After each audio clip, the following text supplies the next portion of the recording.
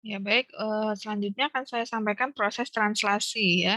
Kalau tadi transkripsi, sekarang translasi. Jadi sebelum apa tadi kan sudah jadi ya apa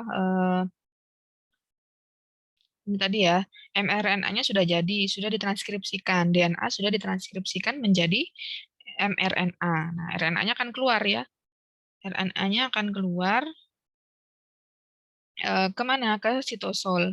Nah, ini dia keluar. Ini misalnya ini nukleus, dia akan keluar nih tadi. Nah, di sini ngapain nggak keluar? Nah, dia akan mengalami proses translasi. Tujuannya apa ya? Dia supaya akan ketemu dengan protein. Siapa yang bagian sel apa, organel apa yang berfungsi untuk translasi? Masih ingat? Ya, itu adalah ribosom ya.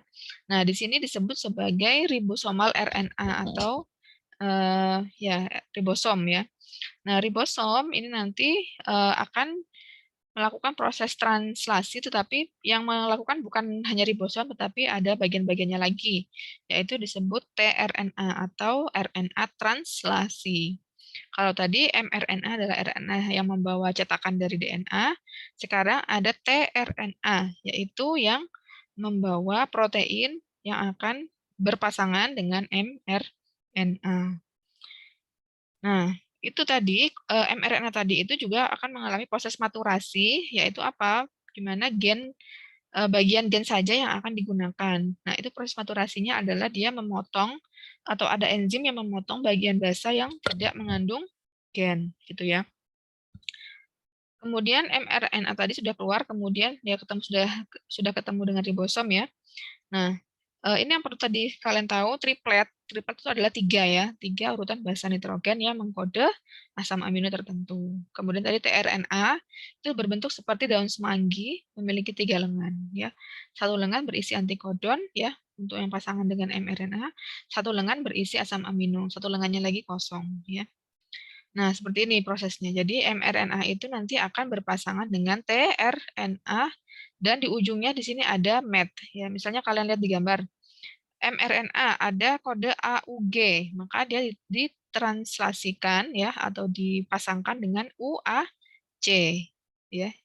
Kalau di sini UGC berarti ACG. Kalau AAG berarti UUC.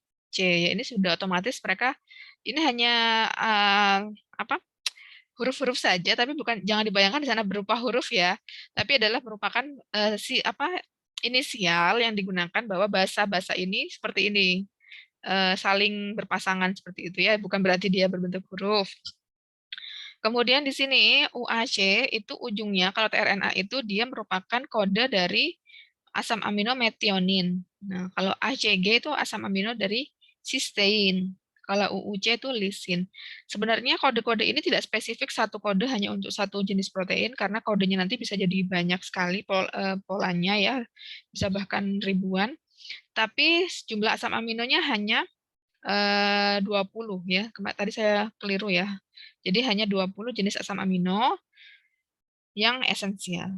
Nah, tadi sudah ya tahap translasi itu dimulai dengan metionin ini. Metionin itu start codon atau codon pemula ya. Kalau dia sudah ketemu dengan codon stop nanti dia akan berhenti. Jadi proses translasinya akan berhenti. Prosesnya seperti apa? Nah, ini ya tadi jadi polipeptida itu tadi yang proteinnya tadi ya, itu akan saling menempel juga. Seperti gambar tadi sebenarnya jadi ini ya. Nah, ini di ujungnya ini ada sudah ada metionin ya. Jadi pada saat ada AUG maka tRNA-nya datang set, kemudian berpasangan metionin. Nah, kemudian setelah itu dia akan bergeser ya, bergeser ke tempat yang lain ya. Nah, ke tempat ke sebelahnya ada cysteine.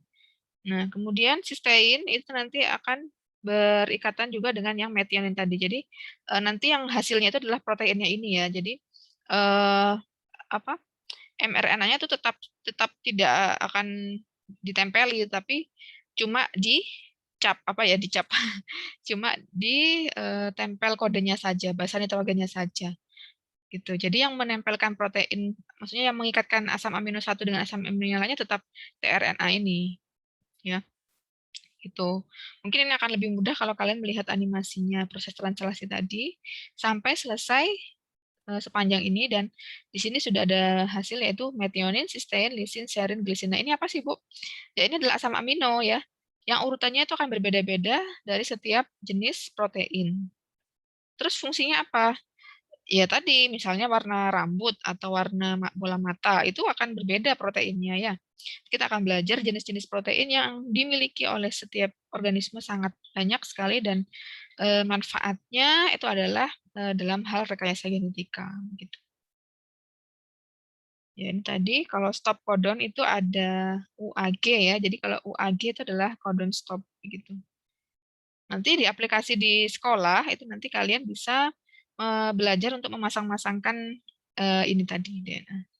Nah, itu saja sekian dari saya. Silakan saudara membuat peta konsep, translasi, tahap translasi dan tahap transkripsi dan tahap translasi. Terima kasih.